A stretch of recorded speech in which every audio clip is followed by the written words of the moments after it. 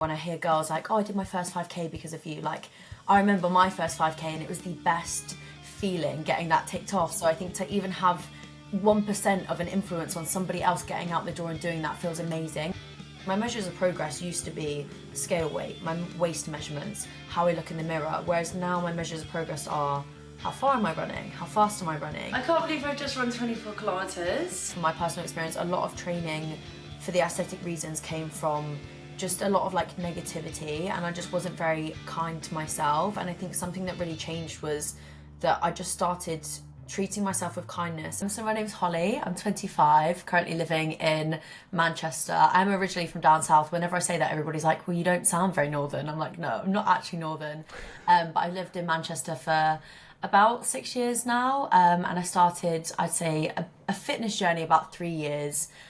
Which at the beginning was more so a weight loss journey, which I started to document on TikTok throughout lockdown. That kind of took off a little bit, and then it's kind of transpired from there, and it's now my full-time job is sharing my fitness journey, but also helping other people with their fitness journey on social media. And in the past year, I've really got into running, so it's now become like a running and weight training journey. So I share a lot of my running content and kind of like running tips and tricks online. And I also have an online community called the Strong Girl Society, which I founded last year, which was kind of a society that I founded based off the fact that I realised how big of a shift my training had had. I initially started training to lose weight and for aesthetic reasons. And then last summer I realised that I wasn't training for that anymore, and I was just training because it made me feel so good and it made me feel so strong. And I was actually focusing more on growth rather than shrinking myself. And I wanted to kind of help other girls feel the same, because it was just the most like euphoric and freeing feeling knowing that I was no longer controlled by the scales or controlled by what I saw in the mirror. So that was kind of the reasoning behind starting the online community, and it's just grown from there. I feel like I started my running journey 2 months after starting that community, so now it's a very running focused community because I feel like they've grown with me as I've grown through my running journey. So yeah, we're all a little community of runners and weight trainers now. It's amazing. And yeah, I guess that just leads us up to now. Like I said, my running journey's been going on for about a year. I completed my first marathon earlier in the year, and I'm currently in a training block to complete my second marathon in November.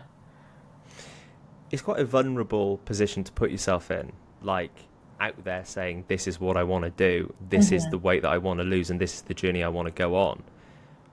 Why was that a decision that you made to kind of make public and not kind of just do it behind closed doors? So the initial reason for starting my social media was actually because of, number one, I wanted some level of accountability. I thought if I'm documenting this, it will keep me on track, which it was incredible for. But I never posted it to kind of feel like I was sharing it with the public, if that made sense. It was just, I created a separate social media page to share with my friends and family.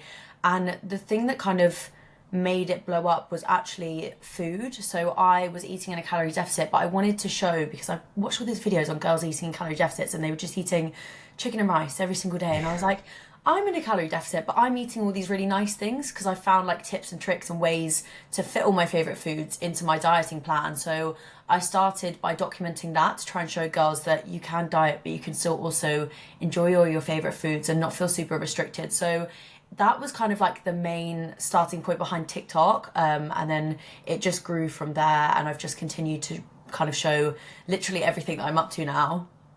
What is that feeling like when you see other people not only following your journey, but getting influenced by what you do? Surely that's like a super rewarding feeling. Honestly, I think that is by far the like best thing about everything. And I think like when I think about that, I'm thinking like, oh, I'm so grateful that I started my journey. And especially with running now, when I hear girls like, oh, I did my first 5K because of you, like I remember my first 5K and it was the best feeling getting that ticked off. So I think to even have 1% of an influence on somebody else getting out the door and doing that feels amazing. And I think for me, running's had such a knock-on effect into every area of my life, and it's made a lot of things in my life that I found super challenging a lot more positive and a lot more, I guess it kind of shows you like the barriers that you can break over when you run. And I think because of that knock-on effect, I can now think like, okay, well, you've done a 5K, so like you're going to go on and do a 10K. And it's just having that, I don't know, even like I said, like 1% of influence on anyone is just amazing. And I feel so like honoured to be a part of their journeys.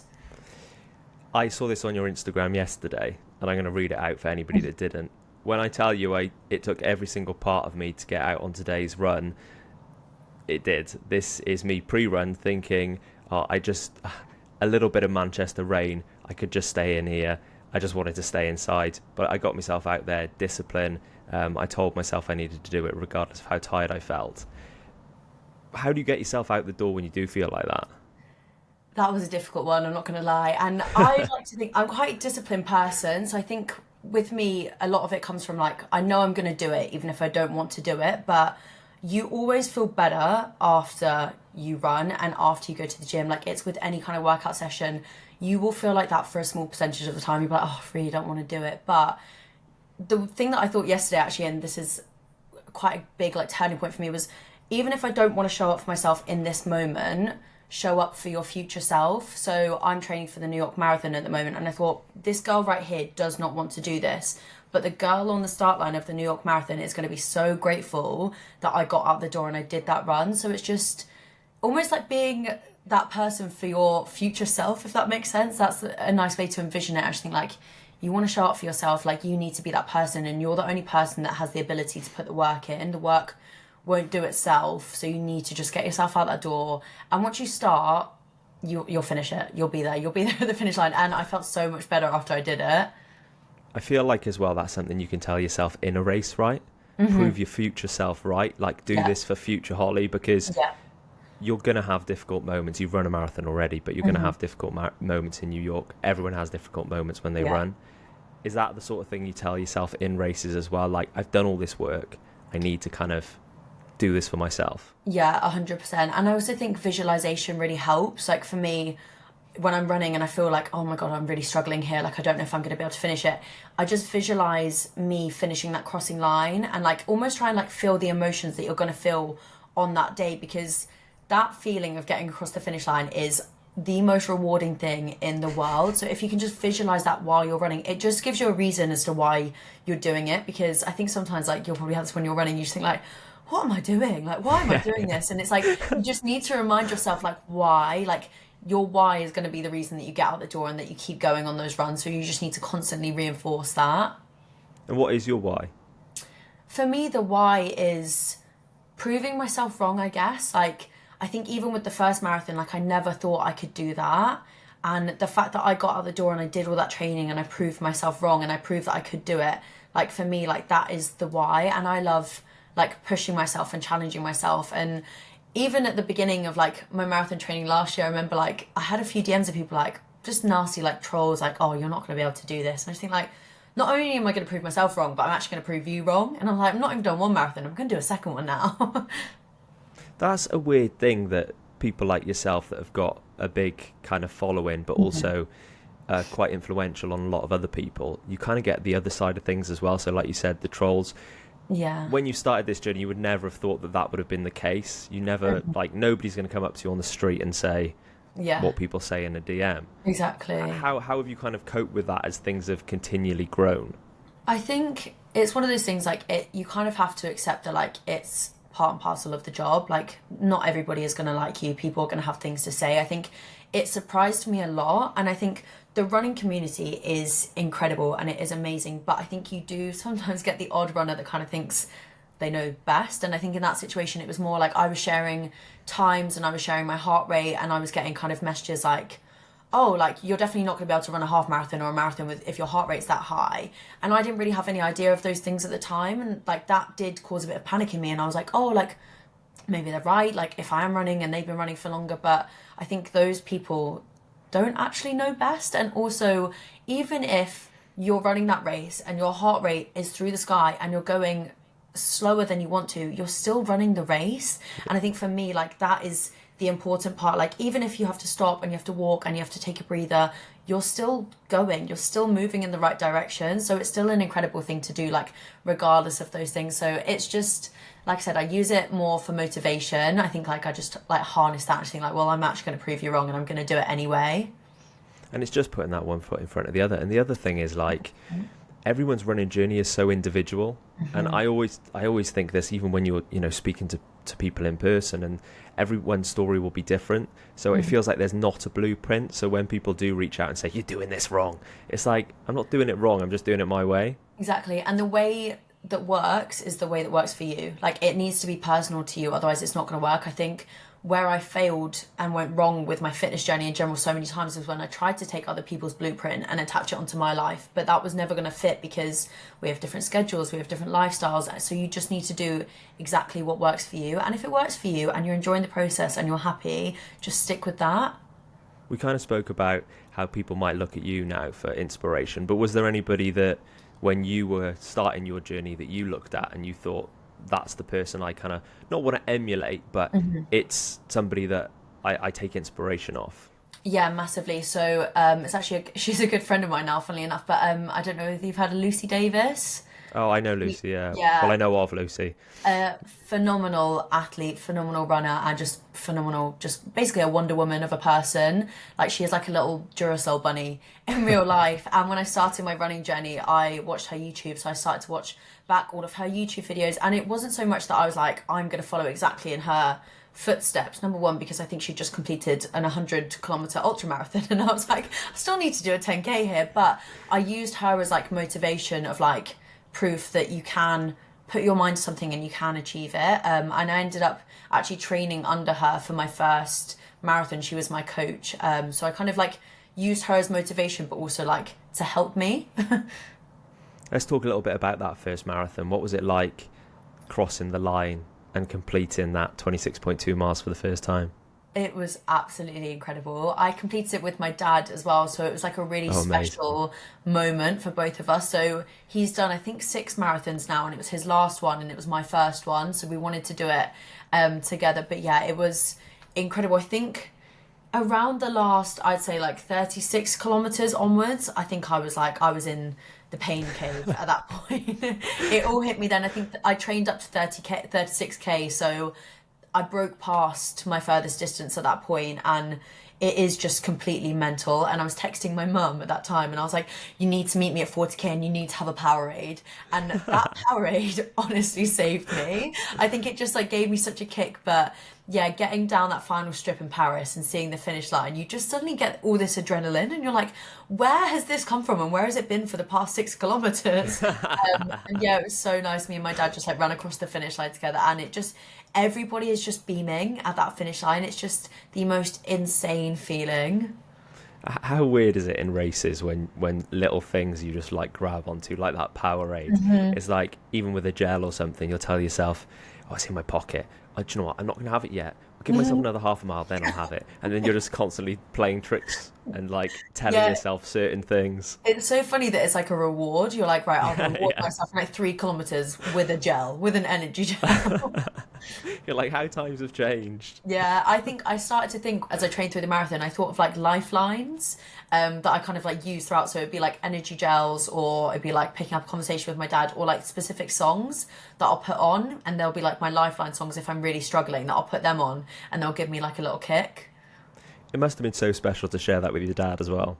Yeah, it was. Bless him. I think we got about 4 kilometers in, and we'd done a few training runs together, and we'd always chatted all the way, and it was 4 kilometers and he was being a little bit quiet, and he didn't say anything until after we finished, but he thought, Holly, as soon as that started, I thought, wow, this is a long run. And that is when you know, I think because he's done so many marathons now, he's so aware of the distance that you are going to cover, and obviously he's used to kind of like the waves of them, whereas I think for me, I was just like fresh, first marathon, full of excitement, so I was just running along chatting, and bless him, I think he was in the pain cave from 4 kilometers onwards. He was thinking about the Powerade from there. He was, and as soon as we finished, he went, yeah, that is definitely it, I'm never doing that again. I was like, oh, I want to do another one, and he was like, you can do them without me now. I'll watch, I'll hold the Powerade. I want to talk about the Strong Girl Society, because it's obviously something that a lot of people are like taking inspiration from again. Where was the kind of fire lit behind that idea, and can you remember the first time you thought, I want to do something here?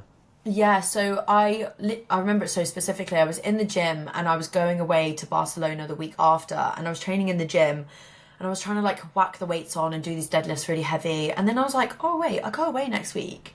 And then I was like, this is the first holiday I've ever been on in like my adult or like post-teenage life that I haven't dieted for, and I'm actually trying to eat more to lift heavier, because my focus on weightlifting and training was more important to me than how I was going to look in a bikini. And it sounds like a small shift, but I think for me that was like a really monumental moment of like, wow, I've actually found such a passion for training and for pushing myself that the aesthetics of how I look really don't matter to me anymore, and dieting didn't even cross my mind. And I thought, wow, that feels so nice that it's a summer and I'm not focused on like how little I'm eating or how much cardio I'm doing to try and like feel smaller. And in that moment I was like, oh, I really want to like share this, but I want to like help other people feel the same. And Instagram and TikTok are amazing for having a bit of a reach, but I wanted something that felt a bit like more personal. And in the moment I was like, oh, I'm going to create a Facebook page, because I was like, I don't really know if people use Facebook anymore, but again, it's just a bit more of a personal platform, I think. And I thought if I can create a smaller group, I can kind of direct more to it. So I literally ran home and set up the Facebook group within like minutes of getting home, and I was like, this is my idea, like this is what I want to do.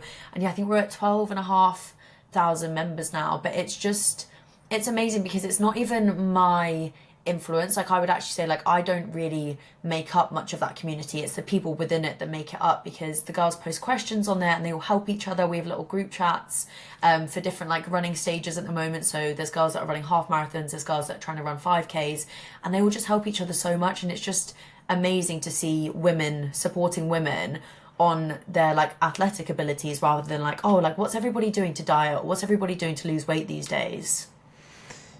It's so cool to hear you say, I know the exact moment and the exact moment that clicked for you, because it's obvious that that is like an important moment in your life, and that's like a fundamental shift in how you thought at that point, right? Yeah. And now you're giving that to other people through like the Strong Girl Society. Do you think that running was one of the things that gave you that ability to kind of shift the want to do better, to maybe run faster or run further? Yeah, so my running actually came just after that. I think I started the group and then I started running literally a few weeks later. But I say even more so now, I think my focus on my measures of progress used to be scale weight, my waist measurements, how I look in the mirror, whereas now my measures of progress are how far am I running, how fast am I running, how does my endurance feel when I run. And I do not really give any attention to the aesthetics. And I think it's also because I'm so proud of my body, because it's able to carry me through those distances, that it seems almost silly now to pick it apart for how it looks, because I'm like, oh, I've got a little bit of a bigger belly these days. I'm like, who cares? I'm running 26 kilometers for fun. Like that's what is amazing to me, and my body is the thing is my vessel that is carrying me through those distances. So it's almost like it would be mean to even pick it apart. It's like sometimes if like athletically you're really performing, and you know, I can talk from personal experience, and then you stand on a scale or whatever and you're either way a bit heavier or a bit lighter than you think you are, maybe at that point, and then you start questioning yourself, oh, why is it saying that? And you're like, well, that's not the thing that's important. The thing that's important is what you're training for, like the athletic endeavor. So don't put so much pressure on like a little number that could be changing 5 or 6 pounds a day anyway. Exactly. Put the pressure on what you're actually doing out on the road or in the gym. Yeah, 100%. I remember when I first started training, I was in the gym 5 days a week, and that is insane anyway. I think showing up for yourself 5 days a week and getting in the gym and sticking to your diet is an incredible measure of progress, because it shows the dedication that you have to committing to want to feel better. But I would get on that scale every week, and if the number wasn't something that I wanted to see, I'd think, well, I'm failing, I'm not doing enough. But I was still showing up for myself every single day. I just didn't see that as a measure of progress, and it got to the point where the scale was, honestly, it would have such a negative impact on my whole day. Like I would spend the whole day mulling over this number that it shown me, and I remember it got to the point where I was like, I'm actually just going to retire my scales now. And for me it was actually physically putting them somewhere where I couldn't see them, so I wasn't tempted to even stand on them every single morning. And I think kind of going cold turkey with it and just cutting them out of my life really helped me, and now it's not even something that I really think about. Yeah, like you say, it just makes such an impact, doesn't it? Like and I know, you know, people call it the sad step or whatever. It's kind of true, because you get up in the morning, you stand on it, and if it says something you don't want it to say, your whole day is going to be impacted. Exactly. Yeah, it's crazy. And I think also like if you're in the gym and training and you're growing muscle, that number is more than likely going to be increasing anyway, which if you're then associating that with like failing your journey, it's just so contradictory. And I think there's just not enough, I guess, like information on other measures of progress out there, because when I started my fitness journey it was very much like, right, get on the scales, it's what that number is telling you, we'll go off base that, and it's like that's actually so irrelevant and so unimportant. There's so many other things that you should focus on. I want to talk about Run Heaton, because this weekend we're up in Manchester and you're joining us for the half marathon at Heaton Park. When this comes out, it'll be the Tuesday following Run Heaton. I know a lot of people are coming down and joining us as well with you. So having that impact on people online is a big thing, but having the impact in person must feel that kind of 10% extra special as well. 100%. I think those like in-person meetings are the ones that really like stick with me, and I think you get so much more out of that. It's just so much nicer to be able to like actually stand and speak to people and really hear about their journeys, because I guess on social media it's all done through DMs. It's like small talk, you can never really get into conversation with people. But yeah, I'm so excited. I think it'll be amazing, and I know for so many of the girls that are coming from Strong Girl Society, a lot of them it's their first ever race, so a lot of them were putting on the chat saying like, oh, I'm really nervous because it's my first race, and I was like, don't think of it as a race, just think of it as like a fun day. We're all going to show up, there's loads of really fun stands, we can all run together. It's such a good environment as well, and one of my favourite races to go. I'll be down there hosting. It's such like a family feel. Have you got girls doing each of the distances? Is there 5k, 10k, half, or how's it working? I think there's girls literally doing everything, because we released the running guides earlier in the year, so we've got a half marathon, we've got a 10k, and then we've got a beginner up to 5k. So I think girls from every single stage are coming to complete them, and a lot of them have trained through the guides, so this will be like their final big distance that they tick off. And I was like, a lot of them are nervous about being able to do the distance. I was like, there is something about running with a crowd that just carries you, like you have no doubt in your mind that you will achieve it on the day, because when you're running amongst everyone and you have people cheering you on, you just almost like forget that you're running, and you'll just look down at your watch suddenly and you'll be 7k and you'll be like, oh, I'm nearly done. You kind of shared that first marathon experience with your dad as well, but what do you think you're going to be feeling when you're seeing all these girls from a society that you created that wouldn't maybe be there without you crossing the line? Surely that is going to be quite an amazing feeling. Yeah, it is one of those. I think I'm one of these people, I find it hard to like kind of, I guess, like really attach like emotion to it, but because I think sometimes I just think like, oh god, like I don't want to get too like invested, but I am a crier if I think about things. And I think sometimes when I hear about people's running journeys, and even if they mention like my name being anything to do with it, like it is amazing, because like I said, when you cross that finish line, just the sense of achievement is just the best feeling in the world, and I think being able to share that with them will just be amazing. And like, I don't want you crying on here, Hole, but I mean you can if you want, but like they wouldn't be there without you. That's the thing, isn't it? Like you're the person that has inspired those people to be there on Sunday, and you've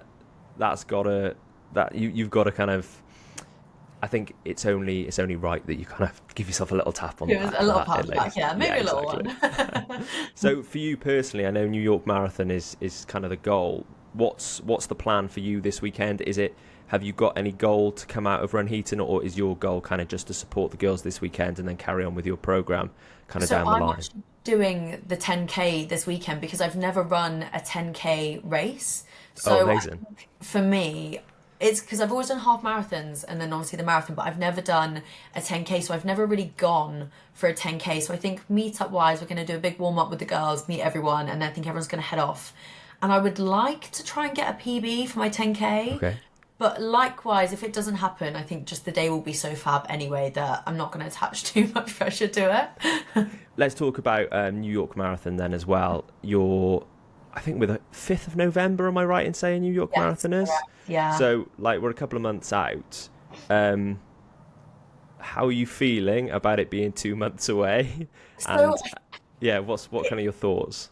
I think it's nice knowing that I did Paris, because I know I have that ability in me. I think with Paris there was this big thing of like, can I even do this? And now I'm like, no, I know I can do it. Like I've done it once, I can definitely do it again. But I actually got the invitation, I think it was only 2 weeks ago or a week ago. So initially when I got that invitation, I was like, oh no, like self-doubt flooded into my head. And I was like, I don't think I can do this. I've not got long enough to train. I don't want to go and I don't want to do very well. And I had a chat with my dad, who was like my running teacher / like guru. And he was like, you would be nuts to pass up this opportunity and not take it, even if you walk across the finish line, you've completed the New York City Marathon. Like, why would you not do that? My dad was like, this is what you preach about all the time. It's not about times and it's not about how quick you do something. It's just about taking part. And I was like, I really need to take a leaf out of my own book here. So I kind of like got over myself basically and was like, yeah, I'd love to do it. So I think for me, New York is a dream holiday destination. I've never been before anyway. So I think the fact that I get to go and run through it is so exciting. So I feel like the excitement is taking over everything right now. And I'm just like very ready to get there and see it. I feel like I'm just going to like forget that I'm even running. So I'm just going to be looking around at everything the whole time. How good was it when you sent that email and said, yeah, I want to do it? The best feeling. Like I said, I am a bit of a crier, so I did have a cry while I was running. That'll be an incredibly special race. And are you going in with it any goals, or are you kind of, like you said, are you kind of just thinking, I just want to go and enjoy this? Because that is a goal in itself, right? Yeah, I think for me, like with this one, it's just all about the experience, and being able to say that like I've run the New York City Marathon will just be incredible. So I'm definitely not going to put any pressure on like times or anything like that. I'm just going to go and sightsee basically. There are going to be a lot of people listening to this now and kind of be in and will be in kind of your position that you were maybe 4 years ago, 5 years ago. You know, maybe training is for kind of aesthetics rather than maybe athletic performance, and maybe, you know, they kind of want to make that shift themselves. What would you say to them? I think for me, from my personal experience, a lot of training for the aesthetic reasons came from just a lot of like negativity, and I just wasn't very kind to myself. And I think something that really changed was that I just started treating myself with kindness and realizing that there's so much more to life than focusing on the way you look. And by directing all of your attention into your aesthetics, you're actually kind of missing out on a massive portion of the journey. And a lot of the journey is like learning about kind of like your mental strength and your mental resilience and how hard you can push yourself. And as soon as I stopped kind of giving the aesthetics attention, I grew in so many other ways. I fell in love with training even more because I was training to feel strong and to like grow my body and grow my muscles, and that is so much more rewarding than kind of focusing on, like we said, like a number on the scales or how you feel in the mirror. So it's a hard mindset shift to make, but I think find a version of training that you absolutely love, because I think that is key. Like I was on the Stairmaster 4 times a week and I absolutely hated it. So obviously I had this whole negative relationship with the gym because I didn't like what I was going and doing. So I think it's all about finding a style of training that you absolutely love, because when you find something you love, like you'll want to succeed in it. And I think through that, naturally, your mindset will just shift over and you'll suddenly, like I said, like have that realization of like, oh wow, like I'm actually training to progress in my sport and what I'm doing in the gym and what I'm doing outside of the gym if it's running, rather than how I look. It's pretty obvious that you're having an impact on people. Your following's growing and growing and growing across social. You know, even getting all these people down to Run Heaton at the weekend, that's happening now. It is probably quite a difficult question, but if we flash forward 10 years and we kind of look back at the journey, what do you hope to have achieved and what do you hope to have maybe given other people at that point? I think for me, like it just is all about kind of helping other people throughout like their fitness journeys. At the beginning of mine, I was just so lost, and I feel like I spent so many years trapped in negative dieting cycles or trapped in exercise cycles of doing things that I hated.